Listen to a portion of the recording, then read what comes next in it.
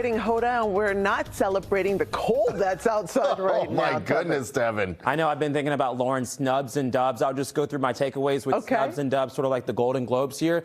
Even colder days ahead, that's definitely a snub. We'll have wind chill temperatures 5 to maybe 10 degrees on Wednesday and Thursday. This is a dub. Dry January continues. We don't have no rain. We have no snow, and our forecast at the very least for the next 7 to 10 days.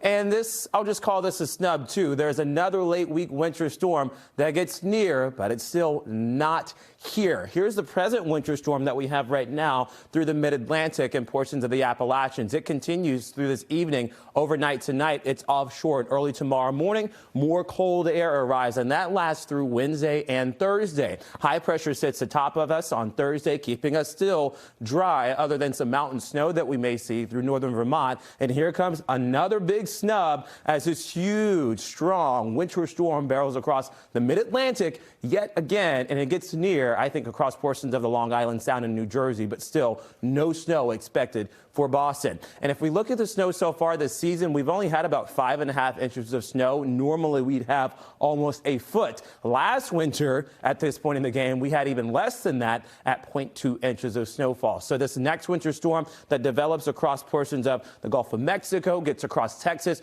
North Texas, Oklahoma City, Tulsa may be looking at 6 to almost 10 inches of snowfall, and then it moves across the mid-Atlantic by the end of the week. In terms of our rain, this is a snub as well. We've had about 6/10 of an inch of rainfall at the beginning of the year, quite literally at the beginning of the year, the first couple of hours. And since that point, it's been dry throughout the course of January as well. Today will be dry, just chilly. Temperatures are closer to 25 or 26 degrees mid-morning today, and then by the early part of the afternoon and evening, a few spots of sunshine, not a lot, but just remember it's the heavy coat that you need today and tomorrow. We may see some snow flurries get as far north, just a few hundred miles away from Martha's Vineyard and Nantucket. Otherwise, it is dry, and then late tonight and early tomorrow morning, ocean effect snow flurries, not related to that major winter storm. Those will push across Cape Cod through deeper into the evening and overnight, and should then taper off at 2 or 3 tomorrow morning, with more sun, I think, expected for the start of Tuesday than what we had today.